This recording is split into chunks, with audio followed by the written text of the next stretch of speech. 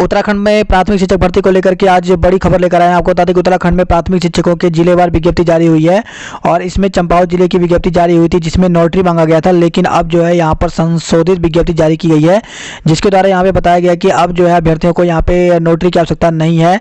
तो देख सकते हैं इस प्रकार से यहाँ पर दिनांक 5/12/2020 के न्यूज़पेपर में छपा हुआ है विज्ञप्ति संशोधन, और यहाँ पर दिया गया है कि जिला शिक्षा अधिकारी प्रारंभिक शिक्षा चंपावत के पत्रांक संख्या जो कि यहाँ पे दिया गया दिनांक 1/12/2020 द्वारा सहायक अध्यापक ग्रेड 3 वेतन जो कि यहाँ पे दिया गया लेवल 6 के पदों पर नियुक्ति हेतु पात्र अभ्यर्थियों से आवेदन पत्र आमंत्रित किए गए थे के क्रम में आवेदन पत्र के प्रारूप में बिंदु संख्या 16 एवं अनुबंध पत्र में शपथ पत्र नोटरी से सत्यापित मांगा गया था को संशोधित किया जाता है। उक्त शपथ पत्र नोटरी के स्थान पर अभ्यर्थी द्वारा स्वयं प्रस्तुत किया जाए से शर्तें यथावत रहेंगी। तो आपको बता दें कि अन्य जिलों में भी यहाँ पे वैकेंसी निकली हुई है 8 से 9 जिलों में, लेकिन उसमें किसी में भी नोटरी नहीं मांगा गया था, केवल चंपावत जिले में मांगा गया था। अब जो है चंपावत जिले में भी इसको संशोधन कर दिया गया है।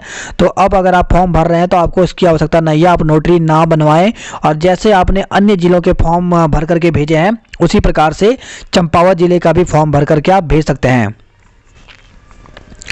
रिटायर होने वाले शिक्षकों के पद भी भर्ती में शामिल किए गए हैं। तो उत्तराखंड में 2031 पदों पर उत्तराखंड में अब तक बेसिक शिक्षक भर्ती की विज्ञप्ति जारी हो गई है। तो बेसिक शिक्षकों की भर्ती में इस साल रिटायर होने वाले शिक्षकों के पदों को भी शामिल किया जाएगा। इसके साथ ही नियुक्ति में वर्गवार आरक्षण का खाका भी तय कर लिया गया है। रिटायर होने वाले शिक्षकों के पदों को भी भर्ती में शामिल करने से नई भर्ती में पदों की संख्या और बढ़ सकती है। तो आपको बता दें कि अभी तक 2031 पदों पर यहाँ पे वैकेंसी निकल गई है, लेकिन इसके बाद जो है आने वाले समय में यानी कुछ दिनों में इन पदों को और बढ़ाया जा सकता है। तो इस प्रकार से यहाँ पे बताया गया क्योंकि जो रिटायर होने वाले शिक्षक हैं उनके पदों को भी इसमें ऐड कर दिया गया है। इसी के साथ ही यहाँ पे उर्दू शिक्षकों की नियुक्ति के लिए भी मानक तय कर दिया गया। अपर निदेशक बेसिक BS रावत ने सभी CO बेसिक और बेसिक शिक्षक भर्ती प्रक्रिया के लिए विस्तृत गाइडलाइन जारी कर दी है। इसके अनुसार 1 जुलाई से शुरू होने वाले 12 महीने की अवधि को चयन वर्ष माना जाता है। इस अवधि में रिक्त होने वाले पदों पर इसी अवधि में चयन होना चाहिए, इसलिए सभी रिक्तियों की गणना करनी होगी।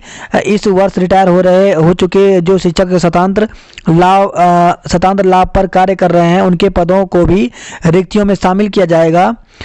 इसके साथ ही रावत के अनुसार उर्दू शिक्षकों की भर्ती में इस बात का ध्यान रखा जाएगा कि स्वीकृत पदों से ज़्यादा पर भर्ती नहीं की जाए। जिन स्कूलों में उर्दू पढ़ने वाले छात्र नहीं होंगे वहां के पदों को भर्ती में शामिल नहीं किया जाएगा।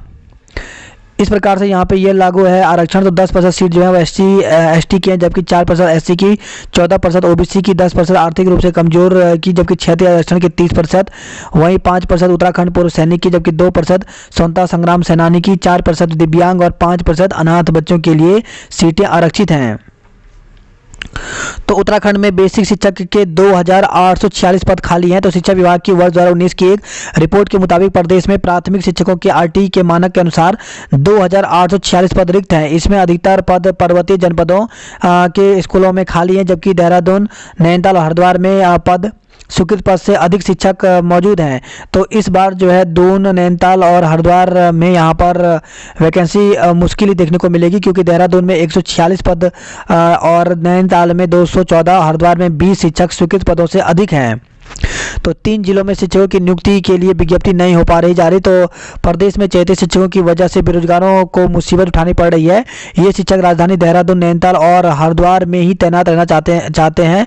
पता नहीं किस गणित से ये अपने मकसद में कामयाब हो गए हैं। इन 3 जिलों में शिक्षकों की संख्या जरूरत से ज़्यादा हो गई है, जबकि अन्य जिलों में जरूरत से कम शिक्षक भर्ती में बेरोजगार इन जिलों के लिए आवेदन भी नहीं कर पा रहे हैं, उन्हें दूसरे जिलों में आवेदन करना पड़ रहा है। इसके साथ ही हरिद्वार में विज्ञप्ति जारी हो सकती है।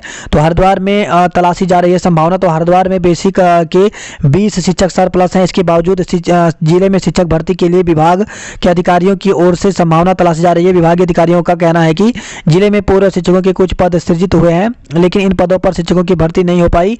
निदेशालय और शासन से यदि इनको मंजूरी मिल जाती है तो इन पदों पर शिक्षकों की भर्ती की जाएगी। तो आपको बता दें कि हरिद्वार जिले में वैकेंसी आ सकती है, लेकिन नैनीताल और देहरादून में वैकेंसी नहीं आएगी, क्योंकि नैनीताल में 214 पद अधिक हैं, जबकि देहरादून में 146 पद ज़्यादा हैं। तो इस वजह से देहरादून और नैनीताल की यहाँ पे वैकेंसी नहीं आएगी, जबकि हरिद्वार की वैकेंसी निकल सकती है।